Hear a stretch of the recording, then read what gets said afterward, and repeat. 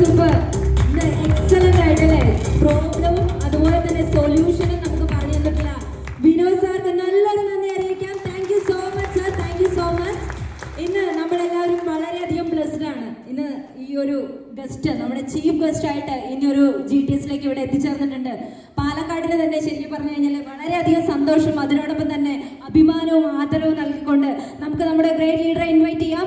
ഇന്ന് കമ്പനിയുടെ international team coordinator, 2 ഐഡികളിൽ ഇന്റർനാഷണൽ ടീം കോർഡിനേറ്റർ കംപ്ലീറ്റ് ചെയ്ത് ഇന്ന് വളരെയധികം സക്സസ്ഫുൾ ആയ ഒരുപാട് ചെയ്യുന്നതിന് വേണ്ടി ടീം കോർഡിനേറ്റർ ജയന്തി മാഡത്തിനെ ഇൻവൈറ്റ് ചെയ്യുന്നു.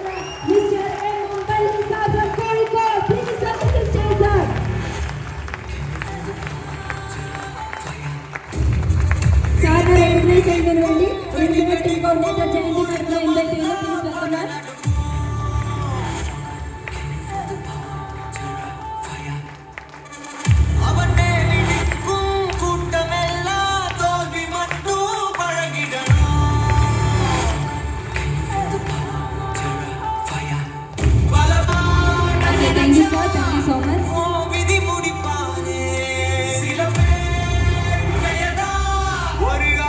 Hello, are you ready?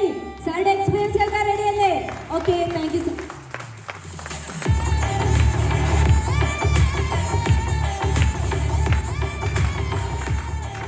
Good evening ആണ്.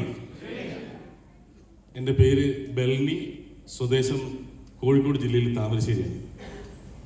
പേര് ഞാൻ ഒന്നുകൂടി പറയാം, ബെൽനി എന്നാണ്.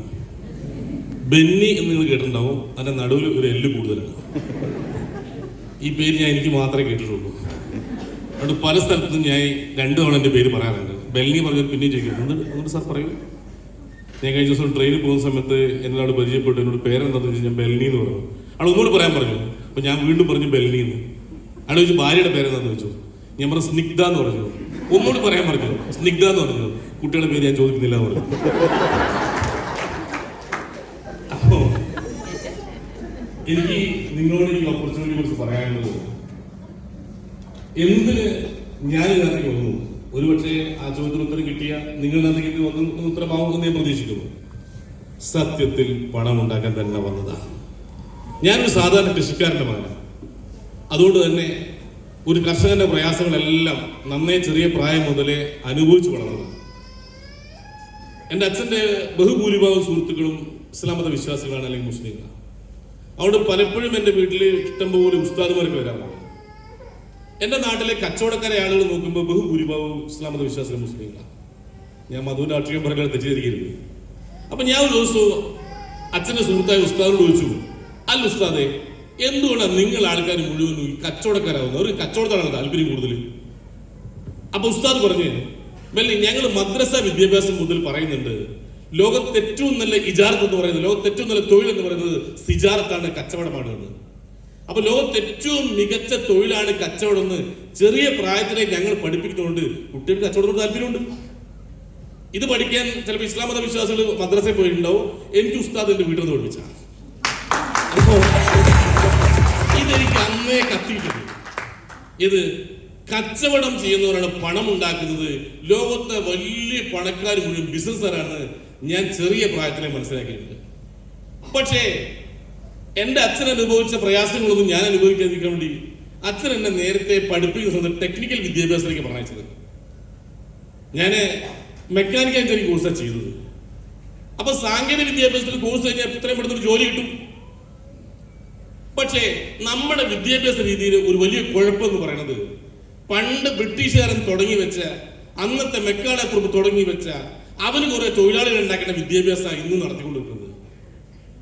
ഇന്ത്യയിൽ പണക്കാരുണ്ടാക്കാനുള്ള വിദ്യാഭ്യാസം അല്ല നമുക്ക് തന്നുകൊണ്ടിരിക്കുന്നത്. അന്നത്തെ ബ്രിട്ടീഷുകാർക്ക് അവന്റെ കാര്യങ്ങൾ നടക്കാൻ അവന് കുറെ തൊഴിലാളികൾ വേണം, ആ തൊഴിലാളികൾക്ക് വേണ്ട വിദ്യാഭ്യാസം കൊടുത്തു കൊടുക്കുന്നത്. അതുകൊണ്ടാണ് നമ്മളെ രക്ഷിതാക്കൾ മോനെ നന്നായി പഠിച്ച് എന്തെങ്കിലും ഒരു പണി വാങ്ങണം പറഞ്ഞത്. പണി കിട്ടിയതൊക്കെ പണി കിട്ടിയതന്നെ. എങ്ങനെ പണക്കാരനാവാന്ന് ബ്രിട്ടീഷർ നമ്മൾ പഠിപ്പിച്ചിട്ടില്ല. അങ്ങനെ ആയ ഓമടെ നിൽക്കുകയില്ല. ആ വിദ്യാഭ്യാസം നമ്മൾ തുടർന്നു പോരുകയാണ്. 9ാം ക്ലാസ്സിൽ വെച്ചോ 10ാം ക്ലാസ്സിൽ വെച്ചോ ടീച്ചർ എന്ന് തല്ലി പഠിപ്പിച്ചൊരു ഇക്വേഷൻ ഉണ്ട്, a+b². a² + 2ab+b². മറക്കാൻ പറ്റുന്നില്ല ഇപ്പോഴും. ₹1 ഗുണം ഒന്നും വരെ ഉണ്ടായിട്ടില്ല, ഇതിന് ഉണ്ടാകാനും കൂടില്ല. ₹1 ഗുണമില്ലാത്തൊരു സാധനം മറക്കാൻ പറ്റണ്ടേ? മറക്കാനും പറ്റുന്നില്ല. ഇത് തൊഴിലാളി ഉണ്ടാക്കാനുള്ള വിദ്യാഭ്യാസമാണ്. പക്ഷെ പണക്കാരനുണ്ടാകുന്ന വിദ്യാഭ്യാസം E=N². Economical power is equal to number of outlet square. സാമ്പത്തിക ശക്തി എന്ന് പറയുന്നത് നിങ്ങളുടെ ഷോപ്പുകളുടെ എണ്ണം ഇൻറ്റു എണ്ണം, അല്ലെങ്കിൽ കൂടെ ജോലി ചെയ്യുന്ന ആളുകളുടെ എണ്ണം ഇൻറ്റു എണ്ണം. നിങ്ങൾ ഷോപ്പിന്റെ എണ്ണം വർദ്ധിപ്പിക്കാൻ പറ്റുമെങ്കിൽ ഇഷ്ടം പോലെ കാശ് ഉണ്ടാക്കാം. റിലയൻസിന് ഒരു സൂപ്പർ മാർക്കറ്റ് അല്ല ഉള്ളത്, ഇന്ത്യയിൽ ഉടനീളം ആയിരക്കണക്കിന് 10,000-കണക്കിന് സൂപ്പർ മാർക്കറ്റ് ഇപ്പൊ ആയി. ആരാണോ ഷോപ്പിന്റെ എണ്ണം വർദ്ധിപ്പിക്കുന്നത് അവർ പണം ഉണ്ടാക്കാം. ആരാണോ കൂടെ പണിയെടുക്കുന്ന ആളുകളുടെ എണ്ണം വർദ്ധിപ്പിക്കുന്നത് അവർ പണം ഉണ്ടാക്കാം. അപ്പൊ പണം ഉണ്ടാക്കുന്ന ഇക്വേഷൻ E=N² ആണെന്ന് ഞാൻ മനസ്സിലാക്കി. അക്കൂട്ടത്തിൽ ഈ പാലക്കാട് പറയാനുള്ള കാര്യമോ, എന്റെ ഭാര്യയുടെ അമ്മയുടെ വീട് പാലക്കാടാണ്. അപ്പൊ പക്ഷെ ഞാൻ പാലക്കാട് അധികം വരാറില്ല. എന്റെ ഭാര്യയുടെ അമ്മ ഒരു ആക്സിഡന്റ് മരിച്ചുപോയി. ഒരേ ഒരു മകള് മാത്രമേ അവളുള്ളൂ, വേറെ ആരും കൂടെ ഇല്ലാത്തതുകൊണ്ട് അങ്ങനെ ഞാൻ പാലക്കാട് വരാറില്ല. മലമ്പുഴയ്ക്ക് അടുത്തുനിന്നാണ് ഞാൻ കല്യാണം കഴിച്ചത്.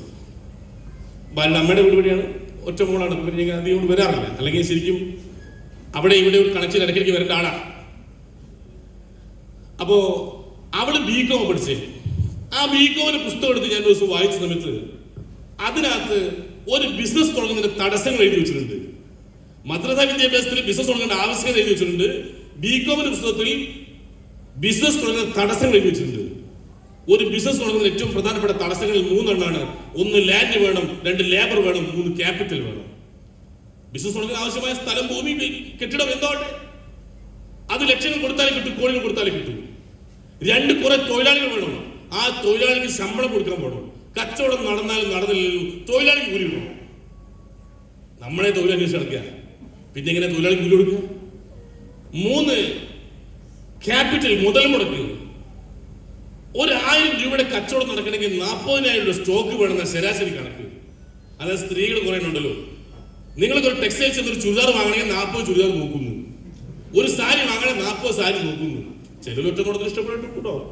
ചിലർ കോഴിക്കോട് ശോഭിക ടെക്സ്റ്റൈൽസ് വന്ന് 5 ഫ്ലോർ കയറിയതിനു ശേഷം നമ്മൾ കല്യാണിലേക്ക് പോകാൻ പറയുമോ? അവിടെ 5,000 നോക്കിയിട്ടുണ്ടാവും. ശരാശരി 40,000 മുടക്കിയാൽ 1,000 കച്ചവടം നടക്കും. അപ്പം വലിയ മുതൽ മുടക്ക് വേണം. ഇത് സാധാരണക്കാരില്ല. ഈ 3 തടസ്സങ്ങളെ അതിജീവിക്കാൻ ആധുനിക ലോകത്ത് ഒരു അപ്ലിക്കേഷൻ കൊണ്ട് കഴിയും. ആ അപ്ലിക്കേഷന്റെ പേരാണ് MI ലൈഫ് സ്റ്റൈൽ മാർക്കറ്റിംഗ്.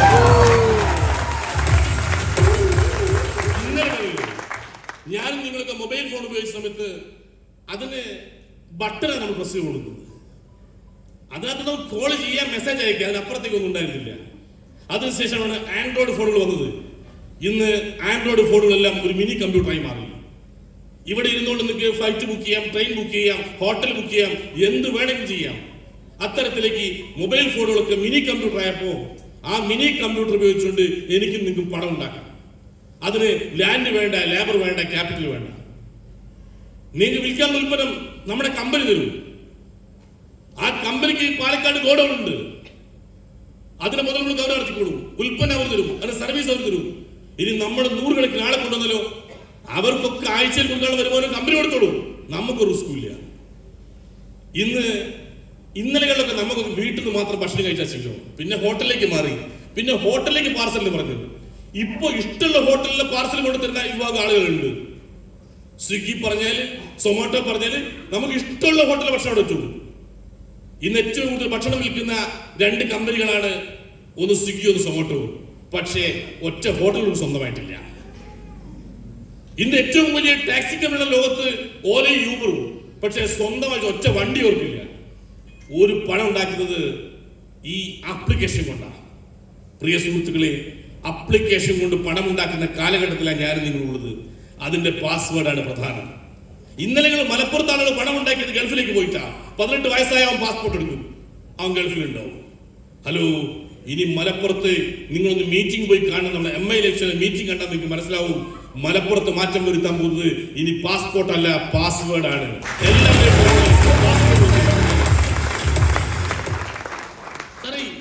എന്തുകൊണ്ട് ഈ ഓപ്പർച്യൂണിറ്റി ചെയ്യണം? എന്റെ സുഹൃത്ത് ഈ ഓപ്പർച്യൂണിറ്റി ക്ഷണിച്ച സമയത്ത് ഞാൻ നിരസിച്ചതാണ്. കാരണം എളുപ്പത്തിൽ പണം ഉണ്ടാക്കുന്ന കുറുക്കുവഴി പണം എനിക്ക് താല്പര്യമില്ല. എന്റെ അച്ഛൻ മണ്ണ് പണിയെടുത്തിട്ടാണ് വരുമാനം ഉണ്ടാക്കിയത്. ആ കർഷകന്റെ കണ്ണീരും വേർപ്പും അത് ഞാൻ അനുഭവിച്ചിട്ടുണ്ട്. അതുകൊണ്ട് കുറുക്കുവഴി പണം ഉണ്ടാക്കുന്ന എനിക്ക് താല്പര്യമില്ല. അപ്പൊ ഇത് പണം ഉണ്ടാക്കാനുള്ള ഷോർട്ട് കട്ടാണ് ഞാൻ ആദ്യം കരുതിയത്. പക്ഷെ ഒന്നുകൂടി നോക്കിയപ്പോ ഇതൊരു പക്ക കച്ചവടമല്ലേ? ഒരു കച്ചവടത്തിലെ മര്യാദകൾ എന്താ? ഞാൻ നിയമത്തെ കുറിച്ച് ചോദിച്ചില്ല കേട്ടോ. നിയമത്തോട് എനിക്ക് വലിയ താല്പര്യമില്ലാത്തതുകൊണ്ടാ. കാരണം നിയമം ചിലന്തി വില പോലെയാണ്. ചെറിയ പ്രാണികൾ കുടുങ്ങും, വലിയമാർ വല പൊട്ടിച്ച് രക്ഷപ്പെടും. ചെറിയ കുറ്റം ചെയ്താൽ കുടുങ്ങും, വമ്പന്മാർ രക്ഷപ്പെടും. അങ്ങനെയല്ലേ നമ്മൾ കണ്ടോണ്ടിരിക്കുന്നത്. അവിടെ നിയമം അവിടെ നിൽക്കട്ടെ, മര്യാദയെ കുറിച്ച് നമ്മൾ പറയാം. ഒരു കച്ചവടത്തിന് ഒന്നാമത്തെ മര്യാദ മുടക്കുന്ന പൈസക്ക് മൂല്യമുള്ള ഉൽപ്പന്നം കൊടുക്കില്ല. അതുകൊണ്ട് നടക്കുന്നുണ്ടോ? നിങ്ങൾ പണം വാങ്ങി കോടീശ്വരനാക്കാന്ന് പറഞ്ഞാണോ, അല്ലെ മുടക്കിയ പൈസക്ക് ഉൽപ്പന്നം തന്നാണോ? ആ ഉൽപ്പന്നം മൂല്യമുള്ളതാണോ, വാല്യൂ ഫോർ മണി ആണോ? അത് ഒന്നാമത്തെ പ്രശ്നം. പ്രിയ സുഹൃത്തുക്കളെ, ആദ്യമായ ഒരാൾ ഉൽപ്പന്നം നിങ്ങൾ വാങ്ങുന്നുണ്ടെങ്കിൽ, എന്നോട് വാങ്ങുന്നുണ്ടെങ്കിൽ, അത് ഉൽപ്പന്നത്തിന് ഗുണനിലവാരം കണ്ടല്ല, നമ്മളെ മുഖം കണ്ട, നമ്മളെ ഫേസ് വാല്യൂ. ആദ്യത്തെ ഉൽപ്പന്നം വാങ്ങുന്നത് നമ്മുടെ ഫേസ് വാല്യൂ. അങ്ങനെ എന്റെ മുഖം കണ്ട് പേസ്റ്റ് വാങ്ങിച്ചൊരു ഇഷ്ടം പോലെ ഉണ്ട്. ഹലോ, നിങ്ങൾ ഒഴിവാക്കാൻ പറ്റുന്നുണ്ട്. മുഖത്തിന്റെ ഭംഗിയല്ല പറഞ്ഞത്, നിങ്ങൾ ഒഴിവാക്കാൻ പറ്റുന്നുണ്ട്.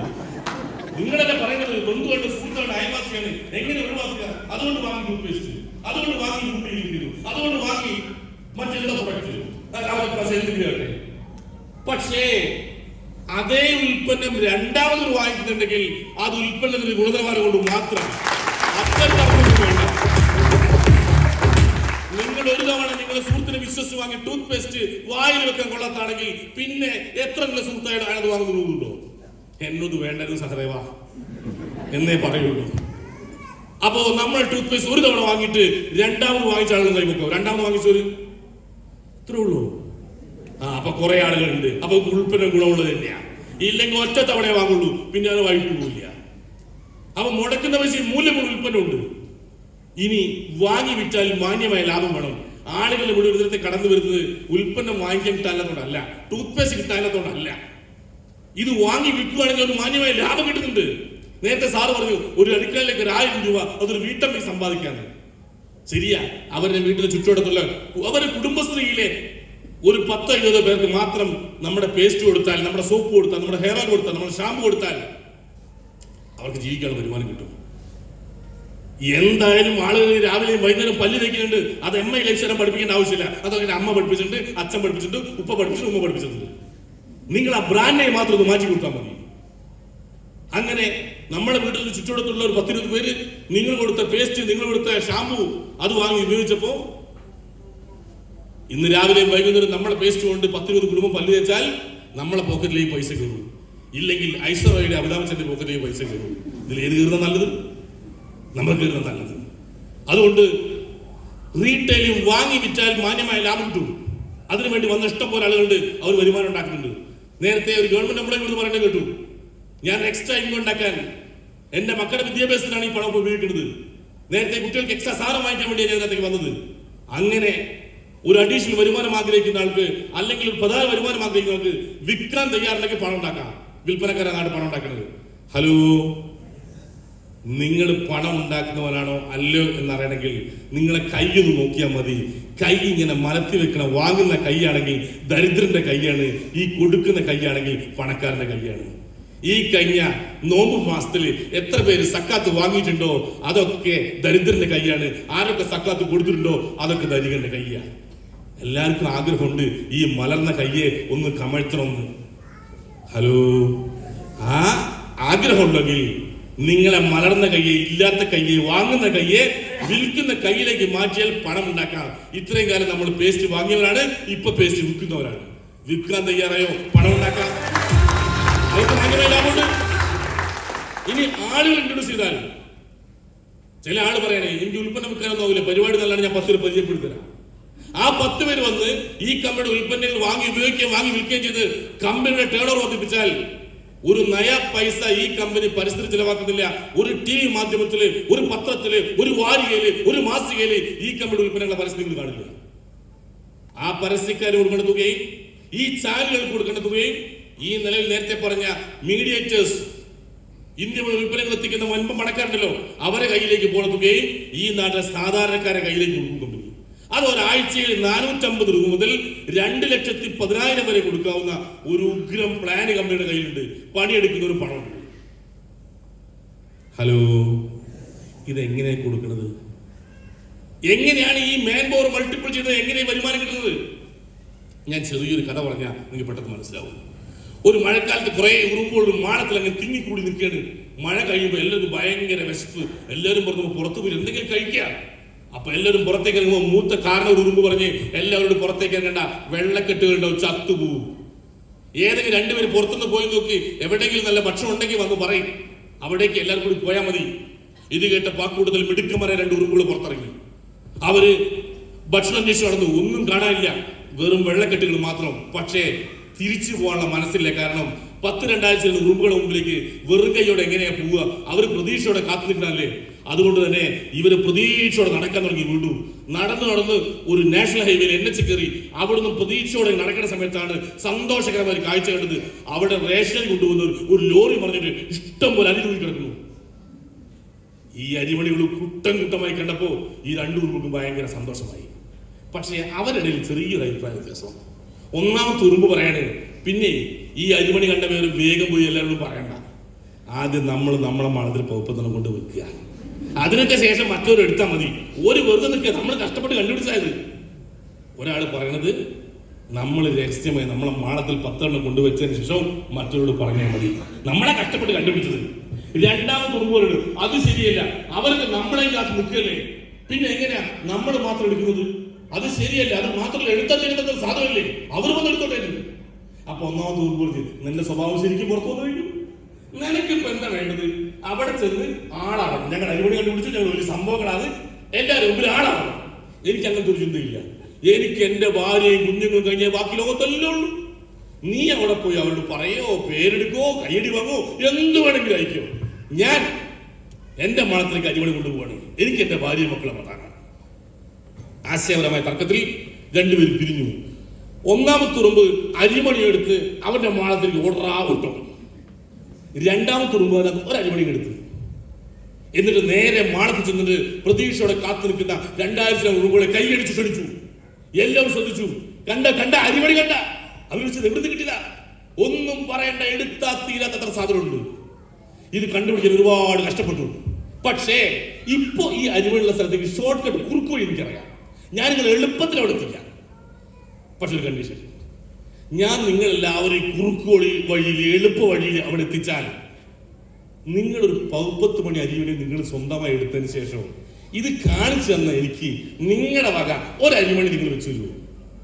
അവർ ചോദിച്ചു, ഞങ്ങൾ 10 മണി അരി ആദ്യം ഞങ്ങളെ മാളത്ത് കൊണ്ടുവച്ചതിന് ശേഷം ഇത് കാണിച്ചു തന്ന നിനക്ക് ഞങ്ങളെ വക ഒരു അരിമണി.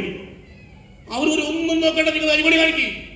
ഇവൻ നല്ല എളുപ്പ വഴി കൊണ്ട് അരിമണി കാണിച്ചു കൊടുത്തു. ഈ 2000 ഉറുമ്പുകളും ആദ്യം 10 മണി അരി അവന്റെ മാളത്ത് കൊണ്ടുവച്ച്, അതിനുശേഷം ഓരോ മണി അരി എടുത്ത് ഇത് കാണിച്ചു മാളത്ത് കൊണ്ടുവച്ച്. ഇപ്പോ രണ്ടാമത്തെ ഉറുമ്പിന്റെ മാളത്തിൽ 2000 അരിമണിയായി. ഒന്നാമത്തെ ഉറുമ്പ് 12ാമത്തെ മണി അരി എടുത്ത് ഓട്ടം.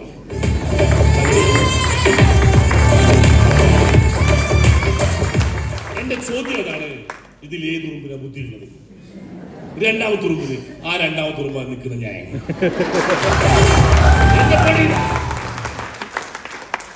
ഞാൻ ഈ സാധനം കണ്ട സമയത്ത് തൊഴിലില്ലാതെ എന്റെ കൂടെ ഇലക്ട്രിക് എഞ്ചിനീയറിംഗ് കഴിഞ്ഞ് തേരാപ്പാറ നടന്നു കൊടുക്കുന്ന ഒരു ശൈലി സാറ്, കല്യാൺ ജോലിയിൽ മരിച്ചു പഠിക്കുന്ന ഒരു സാറ്, സാധാരണ കൂലിപ്പെടുന്ന കഷ്ടപ്പെടുന്ന ശ്രീധര സാറ്, ഇന്റർനെറ്റ് കഫേ നടത്തുന്ന ഒരു വിജയ് സാറ്, ഇങ്ങുമാരെല്ലാം ആ മാളത്തിൽ നിറക്കി. അവരെല്ലാം അരിമണി കൊണ്ടുവച്ചു. അവരെ മാളത്തില് 4% കമ്പനി കൂട്ടിവെച്ചു. വെള്ളിയാഴ്ചപ്പോ പല തുള്ളി പെരുവെള്ളം എന്ന് പറഞ്ഞതുപോലെ അത് കൂട്ടിയപ്പോ ആഴ്ചക്ക് 2.10 കിട്ടി. ഈ 2.10 കിട്ടിയപ്പോൾ എനിക്ക് ആഗ്രഹങ്ങൾ വരാൻ തുടങ്ങിയത്. അത്രയും കാലം വലിയ ഹോട്ടലിൽ ഞാൻ കയറാറില്ല. കാരണം 4 ചില്ല അത് കിട്ടുന്നുണ്ട്. ആ പൈസ എന്നോട് വൈകുന്നൊരു പേടി എനിക്ക്. ഞാൻ ചെറിയ ഹോട്ടലിന്റെ ഭക്ഷണം കഴിക്കുള്ളൂ. എന്നിട്ട് പറയൂ, ഇവിടെ ആകുമ്പോ മായ ഉണ്ടാവില്ല. വെറുതെ പറയണം, എനിക്കൊരു സമ്മാനത്തിന് പറയണതാണ്. അങ്ങനെ ഞാൻ വലിയ ഹോട്ടലിൽ കയറാൻ തുടങ്ങി. സ്വന്തമായി കാർ വാങ്ങി, വീടിന് ഒരു ആൾട്രേഷൻ നടത്തി, ഇത്തിരി സ്ഥലം വാങ്ങി. അപ്പൊ ഈ 2.10 പോരാ എന്നൊരു തോന്നൽ. അപ്പോ ഇനി ഏത് മാളത്തിൽ ഉറുമ്പുകളുടെ നോക്കി നടക്കുന്ന സമയത്ത് അടുത്ത മാളത്തിൽ ധനേഷ് മാധവൻ, അഖിൽ വത്സൻ, സുബീഷ് സാറ്, പ്രജീഷ് സാറ് കുറെ ഇടത്തിൽ അവിടെ ഇറക്കി. അവരും അവരവരെ മാളത്തിലേക്ക് ആവശ്യത്തിനെടുത്തപ്പോ ഒരു 2.10 അവിടുന്ന് കിട്ടി. അങ്ങനെ 2 ഐഡി ITC 2 ഐഡി 2.10 കിട്ടുകയും ചെയ്തു. ഇനി പാലക്കാട് വല്ല മാളുണ്ടോ നോക്കാൻ വന്നപ്പോ മരിക്കുന്നതിന് മുമ്പ് ഒരു 10 ഐഡി കണ്ടിന്യൂസ് സീലിംഗ് ആക്കണം. വലിയ ആഗ്രഹങ്ങളൊന്നുമില്ല. അങ്ങനെ അങ്ങ് ജീവിച്ചു പോകണം, പിന്നെ മരിച്ചു പോകണം. ഹലോ, ആർക്കെങ്കിലും വല്ല നഷ്ടമുണ്ടാ? അവസരം കൊടുത്തവൻ നമുക്ക് വേണ്ടി കൈയടിക്കുന്നു, അവസരം കിട്ടിയവൻ ഇഷ്ടം പോലെ കാശ് കിട്ടുന്നു. അവസരം കിട്ടിയവനും കൊടുത്തവനും ഒരേ വിലയ്ക്ക് കമ്പനി ഉൽപ്പന്നം കൊടുക്കുന്നു, രണ്ടുപേരും ഒരേപോലെ ആസ്വദിക്കുന്നു. ഇതിനെ നമ്മൾ വേണ്ടെന്ന് പറയണത് അല്ല. ഇത്രയും നല്ല ഓപ്പർച്യൂണിറ്റി ആയിട്ട് എന്തുകൊണ്ടാണ് ആളുകൾ ഈ കേൾക്കുന്ന സമയത്ത് ഏറ്റെടുക്കാത്തത്? രണ്ട് കാരണം. ഒന്ന് പേടി, രണ്ട് മടി. ഇത് കൊടുത്താൽ വല്ല പ്രശ്നം ഉണ്ടാവുമോ? ഇത് കുടിച്ചാൽ മറ്റേ കുഴഞ്ഞു വീഴുമോ? അത് നേരത്തെ സാറ് പറഞ്ഞു, ഞാൻ എക്സ്പ്ലെയിൻ ചെയ്യാൻ പോണില്ല. സുഹൃത്തുക്കളെ, പേടിയും വേണ്ട, മടിയും വേണ്ട. ഈ പേടി ഉണ്ടാവുന്നത് ഒഴിവാക്കണമെങ്കിൽ ഒറ്റ കാര്യം ചെയ്താൽ മതി. മാക്സിമം ട്രെയിനിങ് അറ്റൻഡ് ചെയ്താൽ ഈ ഇൻഡസ്ട്രിയെ കുറിച്ച്, ഉൽപ്പന്നങ്ങളെ കുറിച്ച് നല്ല അറിവ് കിട്ടും. ആ അറിവ് നിങ്ങൾ പേടി മാറ്റും. ഈ അറിവ് നിങ്ങൾക്ക് കിട്ടിയില്ലെങ്കിൽ നിങ്ങൾക്ക് പേടി, നിങ്ങൾ പേടി മറന്ന മറ്റൊരു വരില്ല. ഒരു ദിവസം ഒരു ഭാര്യ ഭർത്താവ് കുടുംബമായി ജീവിച്ചു പോകുമ്പോൾ ഭർത്താവിന് ചെറിയ സംശയം. എന്റെ ഭാര്യയ്ക്ക് വേണ്ട മാതിരി ചെവി കേൾക്കുന്നില്ലേ? ഒരു കേൾവി ശക്തി കുറഞ്ഞതുപോലൊരു സംശയം. ജോലി കഴിഞ്ഞ് വീട്ടിലേക്ക് പോകുന്നതിനും വേണം ഡോക്ടറെ അടുത്ത് കയറി പറഞ്ഞു, എന്റെ ഭാര്യയ്ക്ക് പണ്ടത്തെ പോലെ ചെവി കേൾക്കില്ല സാറേ, ചെവിയിൽ ഒട്ടിക്കാൻ വല്ല ഡ്രോപ്സ് ഉണ്ടാകുന്ന വെച്ചു. ഡോക്ടർ പണ്ടത്തെ പോലെ ഒന്നും കേൾക്കാൻ പറ്റില്ല. എത്ര ദൂരത്തുനിന്ന് കേൾക്കുന്നതെന്ന് അറിയാതെ എങ്ങനെ ഞാൻ മരുന്ന് എഴുതുന്നത്? ചെവിയല്ലേ പോയില്ലേ. അതുകൊണ്ട് എത്ര ദൂരത്തിൽ ചെവിക്കുന്ന അറിയാൻ മാത്രമേ എനിക്ക് എന്തെങ്കിലും ചെയ്യാൻ പറ്റുള്ളൂ. എന്നാൽ ഞാൻ നാളെ വരാൻ തോന്നുന്നു. പിറ്റേന്ന് രാവിലെ ഭാര്യയ്ക്ക് എത്ര ദൂരത്തിൽ ചെവി കേൾക്കുന്ന മുമ്പ് ഒരു ടെസ്റ്റ്. ഭാര്യ എവിടെയുള്ള രാവിലെ തന്നെ ചായ പലഹാരം ഉണ്ടാക്കണം. പോയി നോക്കി, എന്നിട്ട് കോലായി ചോദിച്ചിട്ട് ഒച്ചത്തിൽ വിളിച്ചു ചോദിച്ചു, ഇന്ന് ചായക്ക് എന്താ കഴിക്കാൻ? പാവത്തിന് ചെവി കേൾക്കണില്ല, ഒന്നും മിണ്ടുന്നില്ല. പൂപ്പുള്ളി പതുക്കെ വന്ന് അടുക്കെടുത്ത് ഒന്നുകൂടെ അകത്തേക്ക് നോക്കി, അടുക്കള പുറത്ത് തിരിഞ്ഞു ചോദിച്ചു, ഇന്ന് ചായക്ക് എന്താ കഴിക്കാൻ? പാവം ഒന്നും മിണ്ടുന്നില്ല, ചെവി കേൾക്കണില്ല. ആള് ശബ്ദം ഉണ്ടാക്കുന്നത് അടുത്ത് എന്നിട്ട് പറഞ്ഞു ചോദിച്ചു, ഇന്ന് ചായക്ക് എന്താ കഴിക്കാൻ? ഭാര്യ ഭയങ്കര കോപത്തോടെ കൊണ്ട് തിരിഞ്ഞു. എന്നിട്ട് ചോദിച്ചു, 2 തവണ പറഞ്ഞില്ലേ കുട്ടികളെ നിങ്ങൾ ചെവി കേൾക്കില്ലേ? ആർക്കാ ചെവി കേൾക്കാത്തത്? 2 തവണ പറഞ്ഞ മനുഷ്യ കുട്ടികളെ നിങ്ങൾ ചെവി കേൾക്കില്ലേ? ഹലോ, ഇത് നമ്മുടെ അടുത്ത് മാറാതെ നമ്മളെ കൂടെ ആട് വരുന്നത് പ്രതീക്ഷിക്കണം. ഒരു അരമണിക്കൂർ സമയത്തായിരിക്കും ഒരു പ്ലാൻ പറയാനുണ്ട്. ഒരു കമ്പനി ഉണ്ട്, മികച്ച കമ്പനി, MI ലൈഫ്സ്റ്റൈൽ മാർക്കറ്റിംഗ്, മികച്ച ഉൽപ്പന്നങ്ങളുണ്ട്. അത് പറയുന്നത്, മാമ നിങ്ങൾ MI ലൈഫ്സ്റ്റൈൽ മാർക്കറ്റിംഗ് കേട്ടിട്ടുണ്ടോ? എന്തേ നീ അടുത്ത് കുടിക്കോ? ഞാൻ കുടിക്കിട്ടൊന്നുമില്ല. പണി നിർത്തി നമ്മള് ടെസ്റ്റ് അടിച്ച് നോക്കിയതാ. 4 ടെസ്റ്റ് അടിക്കാൻ പിന്നെ എണീക്കൂല നമ്മള്. അങ്ങനെ പോയി സംശയം ചോദിക്കേണ്ടതല്ല, സംശയമില്ലാത്ത തരത്തിൽ അവതരിപ്പിക്കേണ്ടതാ. ഈ അവതരണത്തിന്റെ കുഴപ്പം കൊണ്ടാ 1 ആള് വരാത്തായിട്ടാ. 2 മടി എന്ന് പറഞ്ഞ മലയാളിനെ പോലെ മടിയുള്ള ആരെങ്കിലും നാട്ടിൽ വേറെ ഉണ്ടാകും. അല്ലെങ്കിൽ ഈ ബംഗാളിൽ നാട് വീഴുന്ന ഇറങ്ങുക. നാട്ടിലേക്ക് കംപ്ലൈന്റ് ബംഗാൾ വരുന്നതിന് കാരണം എന്താ? പണിയെടുക്കുന്നവരാ. നമ്മൾ മടി എന്ന് പറഞ്ഞ ഒടുക്കത്തെ മടി. ഒരു കഥ പറഞ്ഞാൽ പെട്ടെന്ന് മനസ്സിലാവും. പണ്ട് ഒരു രാജാവ്, ആ രാജ്യത്ത് മടിയന്മാരുണ്ടാവും അറിയാൻ വേണ്ടിയിട്ട് ഒരു വിളംബരം നടത്തി. നമ്മുടെ നാട്ടിൽ മടിയന്മാരുണ്ടെങ്കിൽ അടുത്ത ഞായറാഴ്ച കൊട്ടാരത്തിന് മുമ്പിലേക്ക് വരണം. വരുന്ന എല്ലാ മടിയനും ഒരു സമ്മാനമുണ്ട്. അതിൽ ഏറ്റവും മികച്ച മടിയന് ഒരു വലിയ പാരിതോഷികം കൊടുക്കും. സൈന്യം എല്ലാ സ്ഥലത്തും പോയി വിളംബരം നടത്തി. ഞായറാഴ്ച രാവിലെ രാജാവ് എഴുതി നോക്കുന്ന സമയത്ത് ആ കൊട്ടാരത്തിന് മുമ്പിൽ വമ്പൻ ക്യൂ. രാജാവ് മന്ത്രിയോട് ചോദിച്ചു, മന്ത്രി നാം എന്തായി കാണുന്നത്? നമ്മുടെ രാജ്യം ഇത്രയൊക്കെ മടിയന്മാരുണ്ടോ? മന്ത്രി പറഞ്ഞു, ഇല്ലാതെ വരില്ലല്ലോ. അപ്പൊ രാജാവ് ചോദിക്കുന്നത്, അല്ല നമ്മൾ ഇതിനകത്ത് ഏറ്റവും വലിയ മടിയനെ എങ്ങനെ കണ്ടുപിടിക്കുക? ഇത്രയും ആൾക്കാരെ ഒരു ടാസ്ക്. നിങ്ങൾ മരത്തിൽ കയറണം, ഉയരത്തിൽ ചാടണം, നീളത്തിൽ ഓടണം എന്ന് പറഞ്ഞു കഴിഞ്ഞാൽ അതൊരു ടാസ്ക്. മടിക്ക് എങ്ങനെ കണ്ടുപിടിക്കാറ്? രാജാവ് ചോദിച്ചു, അല്ല എങ്ങനെ ഏറ്റവും വലിയ മടിയെ കണ്ടുപിടിക്കാറ്? മന്ത്രി പറഞ്ഞേ, കണ്ടുപിടിക്കുന്നത് 2ാമത്തെ അല്ലേ, നിങ്ങൾ ആദ്യം എത്ര പേര് വന്നിട്ട് നോക്കി. അപ്പൊ രാജാവ് നടന്നു, മന്ത്രി കൂടെ നടന്നിട്ട് തീരാത്ത ക്യൂ, വമ്പൻ ക്യൂ. അങ്ങനെ നടന്നു കൊടുക്കുന്ന സമയത്ത് പെട്ടെന്ന് രാജാവ് വല്ലാത്തൊരു കാഴ്ച കണ്ടു. ഒരു 7-8 വയസ്സ് പ്രായമുള്ള ഒരു കുട്ടി ഉണ്ട് ആ വരിയിൽ നിൽക്കുന്നത്. രാജാവ് ചോദിച്ചു, അല്ല മന്ത്രി, നാം എന്തായി കാണുന്നത്? 8 വയസ്സ് പ്രായമുള്ള കുട്ടിക്ക് മടിയോ നമ്മുടെ രാജ്യത്ത്? 7 വയസ്സ് 8 വയസ്സ് പ്രായം എന്ന് പറഞ്ഞ കുട്ടികൾ ഓടിക്കളിക്കുന്ന പൊട്ടിത്തെറിക്കുന്ന പ്രായമല്ലേ? ഈ സമയത്ത് കുട്ടിക്ക് ഇങ്ങനെ മടി വരുന്നത്. മന്ത്രി പറഞ്ഞു, നിങ്ങൾ ചോദിക്കും, നിങ്ങൾ കണ്ടില്ലേ, നിങ്ങൾ നോക്കി. രാജാവ് ചോദിച്ചു, മോനെ പേരെന്താ? ആ പേര് പറഞ്ഞു. മോൻ എത്ര വയസ്സായി? അവൻ പറഞ്ഞു 8 വയസ്സ്. അല്ല മോനെ, ഈ 8 വയസ്സ് പ്രായത്തിലെ കുട്ടികൾ ഓടിക്കളിക്കേണ്ട സമയല്ലേ ഈ പ്രായത്തിൽ നിനക്ക് ഇങ്ങനെ മടി വന്നത്? അവൻ പറഞ്ഞു, എനിക്കല്ല മടി, എന്റെ അച്ഛനാ മടി. സമ്മാനം വാങ്ങാൻ വരാൻ മടിയായിട്ട് മൂപ്പർ എന്നെ കൊണ്ട് പറഞ്ഞു. അങ്ങനെയുള്ള മടിയന്മാർക്ക് ആഴ്ചയിൽ 2 10 കൊടുത്തേക്കുന്നത് ആരും വിചാരിക്കണ്ട, ഒരു ഉറുപ്പേ കിട്ടില്ല. മുടക്കുന്ന പൈസയും മൂല്യമുള്ള ഉൽപ്പന്നം വാങ്ങി വെക്കുന്നത് മാന്യമായ ലാഭം. ആളുകൾ ഇൻട്രൊഡ്യൂസ് ചെയ്ത് കമ്പനി ടോൺ ഓവർ വെച്ചാൽ ആഴ്ചക്ക് 2-10 രൂപ. ചില കമ്പനികളൊക്കെ ആൾക്കാരുടെ പെട്ടെന്ന് റിച്ചാക്കാന്ന് പറഞ്ഞ് മണി ചെയിൻ പോലും പരിപാടി നടത്തുന്നുണ്ട്. ആ ഏർപ്പാട് ഇവിടെ ഇല്ല. ഇവിടെ പക്ക കച്ചവടം. ഒരു കുട്ടി പോലും വഞ്ചിക്കപ്പെടില്ല. കാരണം മുടക്കുന്ന പൈസയും മൂല്യമുള്ള ഉൽപ്പന്നം കിട്ടും. വാങ്ങി വിൽക്കാൻ തയ്യാറായ മാന്യമായ ലാഭം കിട്ടും. ആളുകൾ ഇൻട്രൊഡ്യൂസ് ചെയ്ത് ഡെവലപ്പ് ചെയ്താൽ നീ കോടീശ്വരനാകാൻ പറ്റുന്ന ഒരു ഗോൾഡൻ ഓപ്പർച്യൂണിറ്റി. ഹലോ, എല്ലാ ദിവസവും വൈകുന്നേരം വീട്ടിലേക്ക് പോകുന്ന സമയത്ത് മക്കൾക്ക് ഇഷ്ടമുള്ളത് എന്താ അത് വാങ്ങിച്ചെല്ലുന്ന സമയത്ത് മക്കൾ ഓടി വരാനുള്ള സാധ്യത ഉണ്ടോ? മക്കൾ അക്കറത്ത് പറമ്പിൽ കളിച്ചുകൊണ്ടിരിക്കുന്ന സമയത്ത് അച്ഛൻ വരുമ്പോ പപ്പ വരുമ്പോ ഡാഡി വരുമ്പോ അടുത്ത കുടുംബാ നിന്റെ അച്ഛനതാ വരുന്നേ ഒന്ന് വെച്ച് നോക്കൂ. ഓ, ഒരു കവറിൽ അരിയും മറ്റേ കയ്യിൽ മീനും. അവൻ അവിടെ തന്നെ കളിക്കും. ഹലോ, വല്ല ബേക്കറി സാധനങ്ങൾ കണ്ടാൽ, അല്ലെങ്കിൽ സ്വീറ്റ്സ് കണ്ടാൽ, അല്ലെങ്കിൽ ടോയ്സ് കണ്ടാൽ അവർ ഓടി വരും അല്ലേ? ഗൾഫിൽ നിന്ന് ഒരു സമയത്ത് കൂട്ടത്തോടെ കുടുംബക്കാർ കൂടെ എന്താ പെട്ടി കണ്ടിട്ടാ. പെട്ടി ഇല്ലാതെ വന്നാൽ തിരിഞ്ഞു നോക്കാൻ ആളുണ്ടാവില്ല നാട്ടില്. സാറേ, എന്തെങ്കിലും കിട്ടുന്നുണ്ടെങ്കിൽ മാത്രമേ ആളുകൾ നമ്മളെ കൂടെ നിൽക്കുള്ളൂ. ആളുകൾ ഇഷ്ടമൊക്കെ എന്തെങ്കിലും കിട്ടും വിചാരിച്ചിട്ടാ അല്ലേ? ഒരു ദിവസവും ഒരു പന്നിയും ഒരു പശു ഒരു വീട്ടിൽ ഒരുമിച്ച് വളരുക. ഒരു വീട്ടിൽ ഒരു പന്നിയുടെ ഒരു പശുവുണ്ട്. ഒരു ദിവസം ഈ പന്നി പശുവിനോട് ചോദിക്കട്ടെ, അല്ല പശു, നമ്മൾ രണ്ടുപേരും ഒരേ വീട്ടിലല്ലേ, നമുക്ക് രണ്ടുപേരും ഒരേ മുതലാളിയല്ലേ, എന്നിട്ട് എന്താ നമ്മളെ മുതലാളിക്ക് നിന്നോടൊരു സ്നേഹം കൂടുതൽ? നിന്നെ പശുവായ നിന്റെ തൊഴുത്തിലിടയ്ക്ക് വരും, നിന്നെങ്ങനെ തൊടും, തലോടും. പന്നിയെ എന്റെ അടുത്തേക്ക് ഇന്ന് വരെ വന്നിട്ടില്ല, എന്റെ കൂട്ടിൽ വരല്ലേ, എന്നെ ഇന്ന് വരെ തലോടിയിട്ടില്ല. അത് കാരണം എന്താ? പശു പറഞ്ഞേ, അത് കാരണം എന്താണെന്നറിയോ? അതെ, ഞാൻ ജീവനുള്ള സമയത്ത് ഞാൻ ഇഷ്ടംപോലെ പാല് കൊടുക്കേണ്ട മുതലാളിക്ക്. അവരത് പാലും തൈരും മോരും ഒക്കെ ഇഷ്ടംപോലെ ആസ്വദിക്കുന്നുണ്ട്. പന്നിയായ നീണ്ടല്ല, ജീവനുള്ള സമയത്ത് ഒരു സാധനവും കൊടുക്കുന്നില്ല. ആകെ കൊടുക്കുന്നത് ഇറച്ചിയാ. അവൻ ചത്തതിന് ശേഷം മാത്രം. ചത്തിന് കൊണ്ട് ഒരു വിലയില്ലടാ. ഹലോ, ചത്തതിന് ശേഷം 4 സെന്റ് സ്ഥലവും വീട് എഴുതിച്ചു ഒരു കാര്യമില്ലാന്ന്. ജീവനുള്ള സമയത്ത് കൊടുത്താലേ മക്കൾക്ക് സ്നേഹം ഉണ്ടാവുള്ളൂ. ഹലോ, അല്ല, നമ്മളിപ്പോ പന്നിയാണോ പശുവാണോ? സ്വയം അവിടെ വിലയും ചോദിക്കുന്നത്. പശുക്കളുടെ ആഗ്രഹമെങ്കിൽ മറ്റുള്ളവർക്ക് കൊടുക്കാണ്ടാവണോ? മറ്റുള്ളവർക്ക് കൊടുക്കണേ കയ്യിൽ ആദ്യം വേണോ? ഇല്ലാത്തവരെങ്ങനെ കൊടുക്കുക? ഹലോ, അതിഷ്ടം പോലെ സമ്പാദിക്കാൻ പറ്റുന്ന ഓപ്പർച്യൂണിറ്റിയുടെ പേരാണ് MI ലൈഫ്സ്റ്റൈൽ മാർക്കറ്റിംഗ് എന്ന് പറയുന്നത്. ഇനി എന്തിന് നിങ്ങൾ ഈ ഓപ്പർച്യൂണിറ്റി ചെയ്യണം?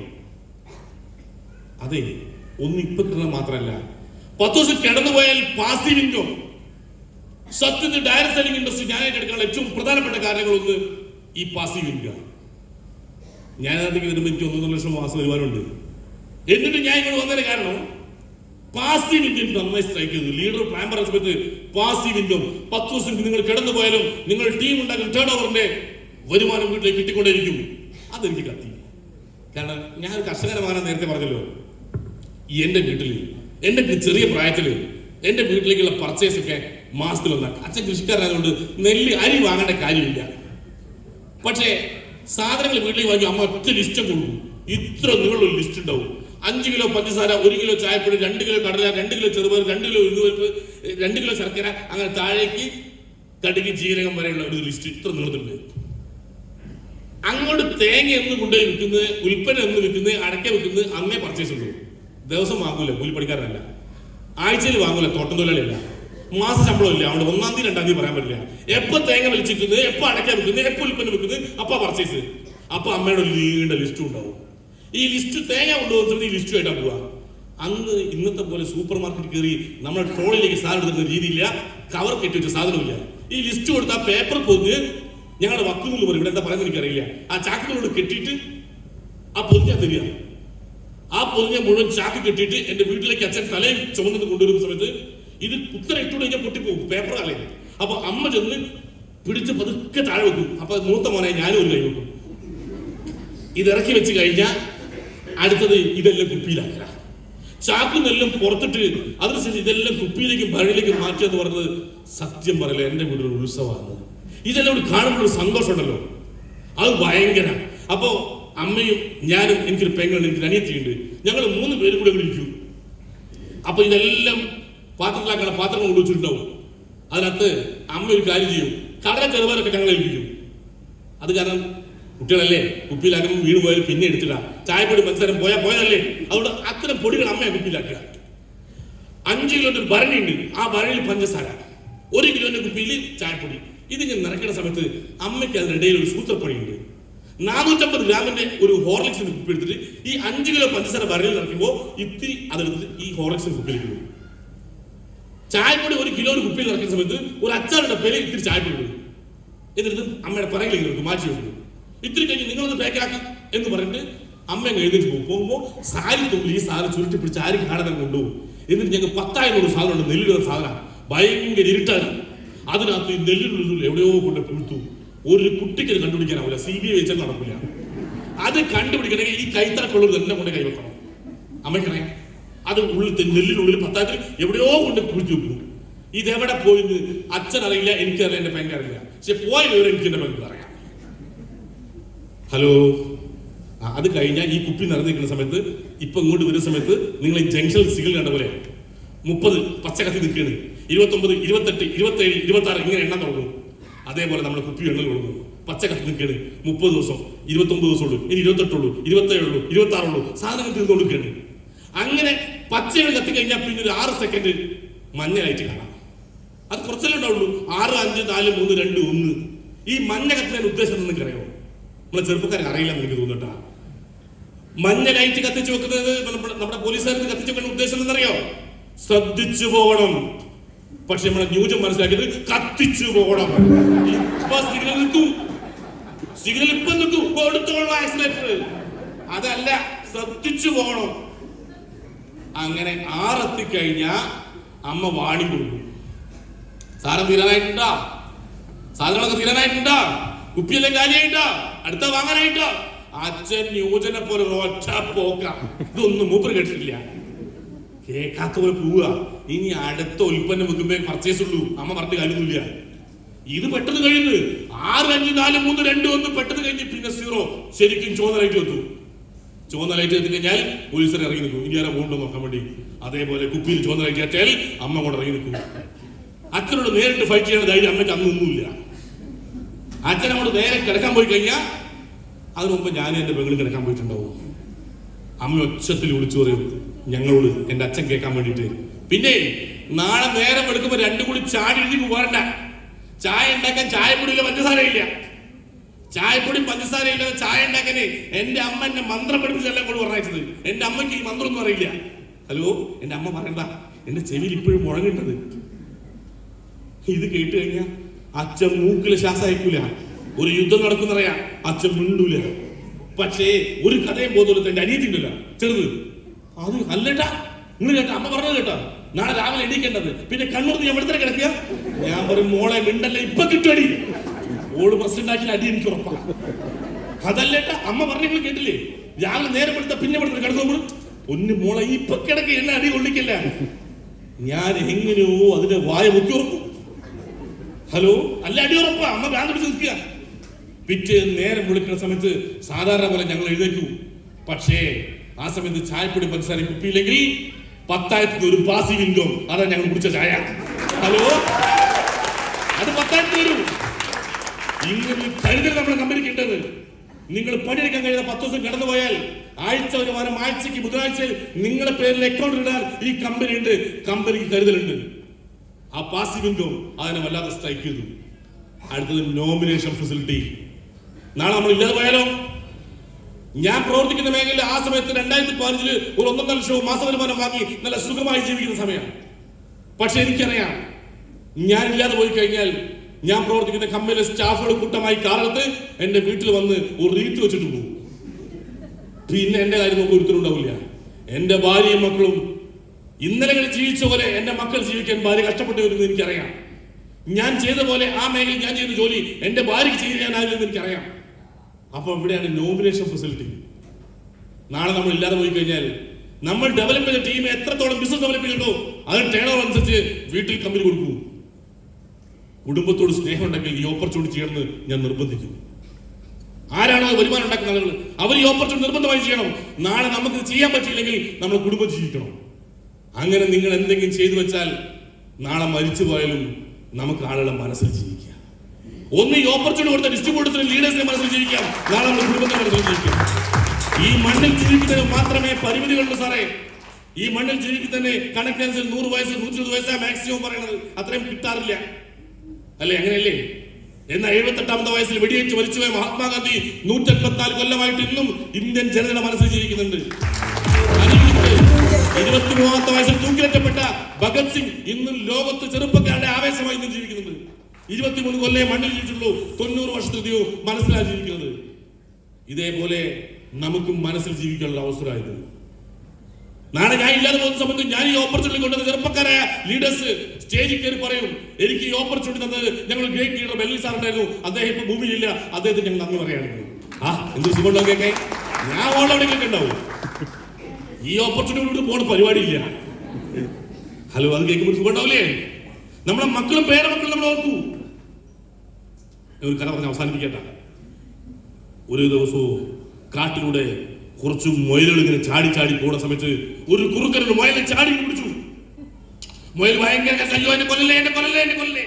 കുറുക്കൻ പറഞ്ഞു, നിന്നെ ഞാൻ കൊല്ലും, എനിക്ക് വിശക്കുന്നുണ്ട്, അതുകൊണ്ടാണ് നിന്നെ പിടിച്ചത്. അപ്പൊ മുയൽ പറയണേ, എന്ന് ഒരു അരമണിക്കൂർ എന്നെ വിടും, ഒരു അരമണിക്കൂർ വിടും, എനിക്കൊരു കാര്യം ചെയ്യാറുണ്ട്. അങ്ങനെ ആദ്യമായിട്ട് ഒരു മുയൽ പറയണത്. അത് കേട്ടപ്പോ കുറുക്കൻ മുയലിൽ വിട്ടു. മുയൽ നേരെ ഓടി ചെന്നിട്ട് അവിടെ കാട്ടിലെ മൃഗങ്ങളൊക്കെ വെള്ളം കുടിക്കുന്ന ഒരു വെള്ളച്ചാട്ടം, ഒരു പാറകളുടെ ഒരു നീരൊഴുക്കുണ്ട്. അത് എല്ലാ കൊല്ലവും വേലാക്കി വച്ചു. ഇപ്പോ വെള്ളം നീരൊഴുക്കുണ്ട്. അതിന് താഴെ പോയിട്ട് വമ്പൊരു കുഴിയെടുത്ത്, മുയൽ എന്ന് പറഞ്ഞാൽ കാട്ടിൽ കുഴിയെടുക്കുന്ന കിങ്ങ, മൂപ്പൊരു അതിലേക്ക് വമ്പൊരു കുഴി, വലിയൊരു കിണർ പോലെ വലിയൊരു കുണ്ടുണ്ടാക്കി. ഇപ്പൊ അത് നിറയെ വെള്ളമായി. ശരീരത്തെ വൃത്തിയാക്കിയിട്ട് തിരിച്ച് കുറുക്കൻ്റെ തിന്നു. എന്നൊരു കുറുക്കനോട് പറഞ്ഞു, ഇങ്ങനെ കൊന്നു. അപ്പൊ നീ എന്ത് ചെയ്താ? കുറുക്കൻ, അതെ, ഞാനൊരു കുണ്ടെടുത്തൊരു കുഴിയെടുത്തതാ. അതെന്തിന്? നിനക്കറിയാലോ, എല്ലാ കൊല്ലവും ഇവിടെ വെള്ളം പറ്റുന്നതല്ലേ, അപ്പൊ ഇവിടുത്തെ മൃഗങ്ങളെല്ലാം വെള്ളത്തിന്റെ ബുദ്ധിമുട്ടാവും. അതുകൊണ്ട് ഞാൻ ഇപ്പോഴൊരു കിണർ കുണ്ടെടുത്തിട്ടുണ്ട്. ഇപ്പൊ നിറയെ വെള്ളമുണ്ട്. ആ പാറയിൽ വെള്ളം പറ്റില്ല, പുല്ല് വെള്ളം പറ്റില്ല. മൃഗങ്ങൾക്ക് ഈ വേനലോട് വെള്ളം കുടിക്കുക. അത് കുറിച്ചു, അല്ല ഞാൻ നിന്നെ കൊല്ലാൻ പോകല്ലേ, നിനക്കെന്ത് കൂടാതുകൊണ്ട്. അപ്പോൾ നീ എന്നെ കൊല്ലാൻ പോടും, അതുകൊണ്ടാണ് ഞാൻ ചെയ്തത്. കാരണം ഇക്കൊല്ലം വേനലിൽ വെള്ളം പറ്റുന്ന സമയത്ത് ഇവിടെ മൃഗങ്ങൾ വരുമ്പോ അവർ ഈ കുണ്ട് കാണും, കുണ്ടിൽ വെള്ളം കാണും. അവർ വെള്ളം കുടിക്കുന്ന സമയത്ത് പരസ്പരം ചോദിക്കും, ഇങ്ങനെ ഒരു കുണ്ട് ഉണ്ടായിരുന്നില്ലല്ലോ, ഇത് ആരുണ്ടാക്കിയതാ? അപ്പൊ എന്നെ അറിയുന്ന മുയലുകൾ പറയും, അല്ലെ മൃഗങ്ങൾ പറയും, ഇവിടെ പണ്ട് നല്ലൊരു മുയൽ ജീവിച്ചിരുന്നു, ആ മുയൽ മരിക്കുന്നതിന് മുണ്ടാക്കിയ ഉണ്ടാകുന്നത് ഞാൻ ഇപ്പൊ ഈ മണ്ണിന് പോയാലും ഈ കാട്ടിലെ മൃഗങ്ങളുടെ മനസ്സിൽ ഞാൻ സ്ഥിരമായി ജീവിക്കും. ഹലോ, ഇങ്ങനെ മക്കളെ പേരമക്കളെയൊക്കെ മനസ്സിൽ ജീവിക്കാൻ താല്പര്യമുണ്ടാ? അല്ലെ ചത്ത് 40 തീരണ? അല്ല, എന്റെ വീടിന്റെ തൊട്ടടുത്ത്, ഞങ്ങളുടെ തൊട്ടടുത്ത മണ്ഡലമാണ് വയനാട് മണ്ഡലം. അവിടെ ഈ കൊല്ലവും മത്സരം രാഹുൽ ഗാന്ധിയാണ്. അയാളെ സകല ഡീറ്റെയിൽസ് എനിക്കറിയാം. രാഹുൽ ഗാന്ധി, അച്ഛൻ രാജീവ് ഗാന്ധി, അച്ഛമ്മ ഇന്ദിരാഗാന്ധി, അതിന്റെ മുത്തച്ഛൻ മറ്റേ ജവഹർലാൽ നെഹ്റു, അതിന്റെ അച്ഛൻ മറ്റേ മോത്തിലാൽ നെഹ്റു, 5 തലമുറ. പക്ഷെ എന്റെ അച്ഛൻ്റെ പേര് എനിക്കറിയില്ല, എന്റെ മുത്തച്ഛൻ്റെ അച്ഛന്റെ പേര് എനിക്കറിയില്ല. നിങ്ങൾക്ക് അറിയാൻ ചാൻസ് ഇല്ല. കാരണം എന്താ? അങ്ങനെ ഓർത്തു വെക്കാൻ മാത്രം ഒന്നും ഉണ്ടാക്കിയിട്ടില്ല. ഹലോ, അങ്ങനെ ഓർത്തു വെക്കാൻ മാത്രം ഉണ്ടാക്കി വെക്കാവുന്ന ഒരു കുണ്ട്, ഒരു കിണർ MI ലൈറ്റ്സ് ഇല്ലാത്ത കുത്തണം എന്നാണ് ഞാൻ പറയുന്നത്. അത് ജനറേഷൻ ടു ജനറേഷൻ വരുമാനം കൊടുക്കൂ, ജനറേഷൻ ടു ജനറേഷൻ വരുമാനം കൊടുക്കൂ.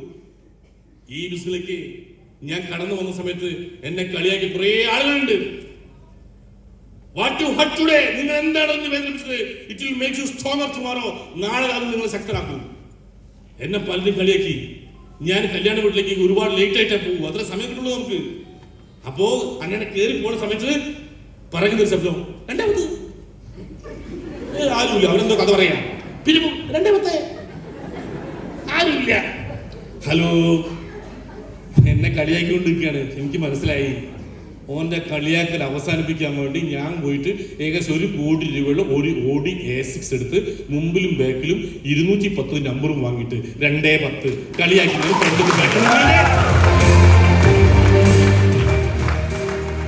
അച്ചീവറുടെ പറയാനുള്ളൂ. പകരം വർത്താനല്ല. Arguments win the situation but lose the relation. എവിടെയൊക്കെ വാദപ്രതിവാദങ്ങളുണ്ടോ അവിടെ നമ്മൾ ജയിച്ചാൽ നമുക്ക് ബന്ധം നഷ്ടമാവും. അതുകൊണ്ട് വാദപ്രതിവാദം ഞാൻ ഇല്ല, പക്ഷെ നേട്ടങ്ങൾ ഉണ്ടാക്കാൻ പറ്റില്ല. ഞാൻ ഇതിനു മുമ്പ് വാങ്ങിയ കാറുകളൊക്കെ 9 ആയിരിക്കും കുറ്റേ കിട്ടുക. മലബാറിൽ പറയും 9 വമ്പനാണ്, അല്ലെ 9 കൊമ്പനാന്ന് പറയും. അതുകൊണ്ട് 36, 36, 3600, 72, 27 ഇതൊക്കെ എന്റെ പഴയ വണ്ടിയുടെ നമ്പറുകളൊക്കെ.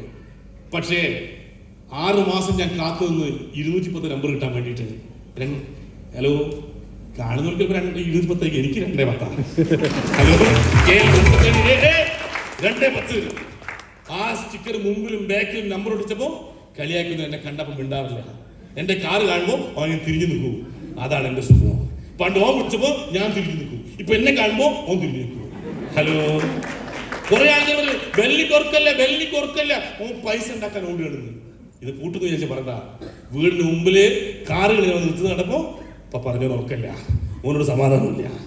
ഹലോ, കളിയാക്കിയൊന്ന് സമാധാനം നമ്മൾ കൊടുക്കരുത് കേട്ടാ.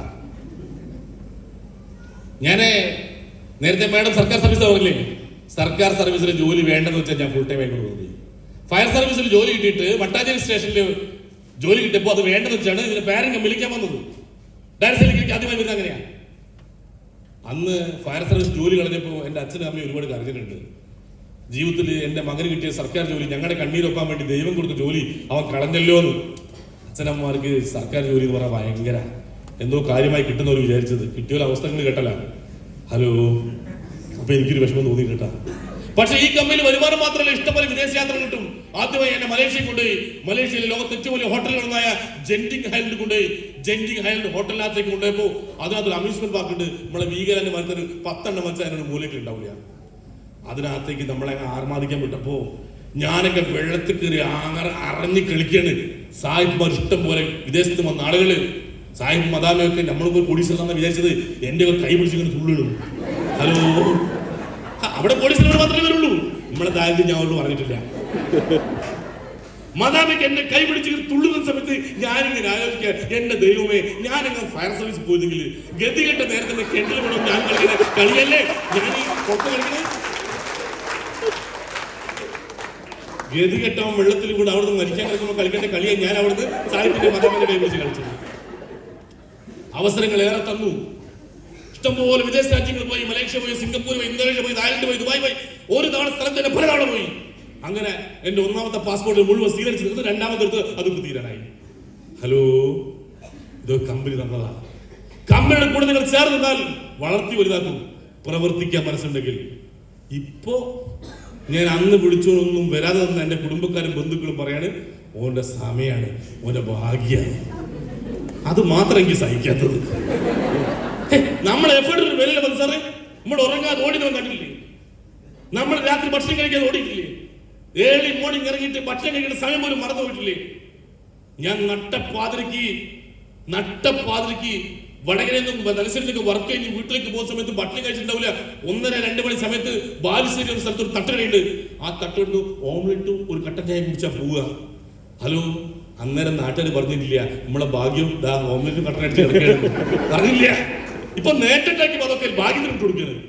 ഭാഗ്യമല്ല സാറേ, ഭാഗ്യം എന്ന് പറഞ്ഞ എന്താ സാറെന്ന് അറിയാം? കോഴിക്കോട് സിറ്റിയിൽ ഒരു ബിൽഡിംഗ് പിടിച്ചു.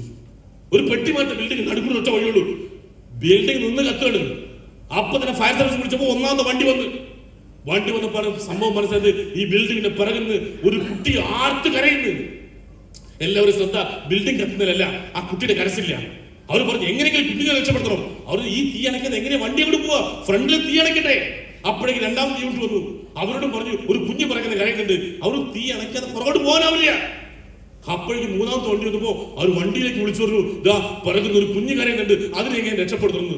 ആ വണ്ടി നേരെ കൊണ്ടുവന്ന് തീയിലുള്ള ഒറ്റ പോക്കാ പുറകോട്ട്. ഇത്തിരി കണ്ടു കഴിഞ്ഞപ്പോ ആകാംക്ഷയുടെ ആൾ നോക്കി നിൽക്കുമ്പോൾ കാണുന്ന കാഴ്ച കുഞ്ഞ് പറയുന്ന കഴിയുന്നത്. ഇത് ഈ ആദ്യത്തെ ഡ്രൈവർ ആ കുഞ്ഞിനെടുത്ത് മതിൽ ചാടി ഇപ്പുറത്തോടെ ഇങ്ങനെ വരികയാണ്. കുഞ്ഞിനെ രക്ഷപ്പെടുത്തി വരികയാണ്. ആളുകൾ സന്തോഷം, ഭയങ്കര കയ്യടി, ആവേശം. അപ്പൊ തന്നെ പത്രക്കാരും മാധ്യമങ്ങൾ വന്നു. ഇങ്ങനെ ധീരനായ ഒരു മനുഷ്യനെ കണ്ടിട്ടില്ല, തീ കൂടി വണ്ടി ഓടിച്ചു പോണേ. അപ്പൊ തന്നെ തീരുമാനിച്ചു എന്ത് ചെയ്യുമെന്ന് ചോദിച്ചു. വ്യാപാരി വ്യവസായി പറഞ്ഞ് നമുക്ക് 1 ലക്ഷം രൂപ ചെക്ക് കൊടുക്കാം, ഒരു അഭിനന്ദിക്കണ്ടേ. അപ്പൊ തന്നെ 1 ലക്ഷം ചെക്ക് അങ്ങോട്ട് കൊടുത്തു. അപ്പോഴേക്കും പത്രക്കാരും മാധ്യമക്കാർ വന്ന് ചോദിച്ചു അല്ല സുഹൃത്ത്, നിങ്ങളിതിനു മുമ്പ് ഇങ്ങനെ പലരും രക്ഷപ്പെടുത്തിയിട്ടുണ്ടാവില്ലേ? ആ ഉണ്ട്. നിങ്ങൾക്ക് എവിടെന്നെങ്കിലും ഇങ്ങനെ ചെക്ക് കിട്ടിയിട്ടുണ്ടോ? ഇല്ല. അപ്രതീക്ഷിതമായി കിട്ടിയ ഈ 1 ലക്ഷം നിങ്ങൾ ഒന്ന് ചെയ്യും. അയാൾ വന്ന് പോകുന്ന വഴിക്ക് വണ്ടിയുടെ ബ്രേക്ക് നന്നാക്കാൻ ചവിട്ടിയിട്ടില്ല. പോകുന്ന വഴിക്ക് വണ്ടിയുടെ ബ്രേക്ക് നന്നാക്കി പോകണം, വണ്ടി ചവിട്ടിയിട്ടില്ല. അങ്ങനെ കിട്ടിയതല്ല, പണിയെടുത്തിട്ടാക്കിയതാ. പണിയെടുക്കാൻ അടിയിട്ടാ സാറേ. ഒരു കൈ അടിച്ച ശബ്ദം ഉണ്ടാവില്ല, 2 കൈ ചേരണം. ഒരു കൈ നിങ്ങൾ വെക്കാറുണ്ടെങ്കിൽ ഒരു കൈ ഞങ്ങൾ വെക്കാറുണ്ട്. കൂടെ ഉണ്ടെങ്കിൽ ഒരുമിച്ച് വിജയിക്കാം. ഞാൻ ഏതെങ്കിലും ടീമിന്റെ ഭാഗമല്ല, ഞാൻ MI ടോട്ടലിന്റെ ഭാഗമാണ്. ഈ എല്ലാം എന്റെ ടീമായിട്ട് ഞാൻ കാണുന്നത്. ഞാൻ നിങ്ങൾക്ക് ഉറപ്പ് തരാം, നിങ്ങൾ ഇങ്ങോട്ട് ക്ഷണിച്ച ലീഡർക്ക് നിങ്ങൾ കൈനീട്ടി കൊടുക്കുന്നുണ്ടെങ്കിൽ വിജയിക്കുന്നവരെ അവർ കൂടെ പിടിക്കും. ഒരു മഴവെള്ളപ്പാച്ചിൽ വന്ന് രക്ഷപ്പെടാൻ വേണ്ടി ഒരു ഉപ്പയും മോളും അച്ഛനും മകളും കൂടി പാലത്തിൽ ഓടുമ്പോ വെള്ളം കുതിച്ചു വരുന്ന കണ്ട സമയത്ത് ഉപ്പ മോട് പറഞ്ഞു, മോളെ ഉപ്പാന്റെ കൈ മുറുകെ പിടിച്ചോളൂ, അച്ഛന്റെ കൈ മുറുകെ പിടിച്ചോളൂ, വെള്ളം കുത്തി വെച്ച് വരേണ്ടത്. മോള് പറയാണ്, അത് വേണ്ടുപ്പ, അത് വേണ്ടച്ചാ, നിങ്ങൾ എന്റെ കൈ പിടിച്ചാൽ മതിയെന്ന്. മോക്കറിയാം മഴവെള്ളപ്പാച്ചിൽ വന്നു കഴിഞ്ഞാൽ ചിലപ്പോ ഞാൻ അച്ഛന്റെ കൈ പിടിച്ച പിടി വിട്ടുപോകാൻ സാധ്യതയുണ്ട്. പക്ഷെ ആ മനുഷ്യന്റെ കൈ പിടിച്ചാൽ അയാൾക്ക് ശ്വാസമുള്ള സമയത്ത് ആ പിടി വിട്ടുപോകില്ലെന്ന് ഓ കുട്ടിക്കറിയാം.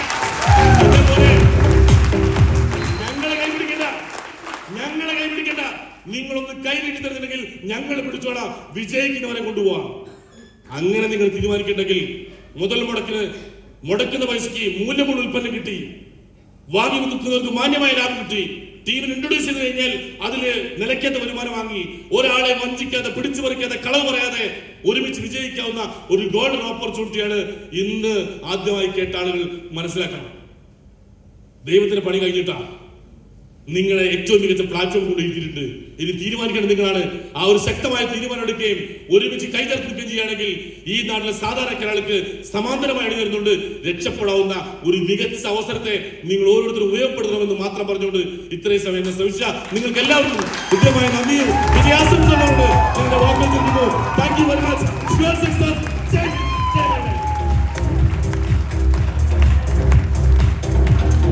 ഇത്രയും വണ്ടർഫുള്ളായ ഒരുപാട് കഥകളിലൂടെ ചിരിപ്പിച്ചും അല്ലെ നമ്മൾ ഒരുപാട് ആലോചിക്കാനും അതുപോലെ തന്നെ ഒരുപാട് കാര്യങ്ങൾ നമ്മുടെ ലൈഫിൽ തന്നെ നമ്മൾ അതിനെ നോക്കി കാണാനും നല്ലൊരു ഡിസിഷൻ എടുക്കാനും ഇന്ന് നമുക്ക് മാതൃകയായിട്ട് പ്രവർത്തിച്ചുകൊണ്ടിരിക്കുന്ന ബെന്നിൻ സാറ് ഇന്നിവിടെ എത്തിച്ചേർന്ന് തന്നെ നമുക്ക് എല്ലാവരുടെയും ഭാഗ്യം തന്നെ പറയാൻ പറ്റും.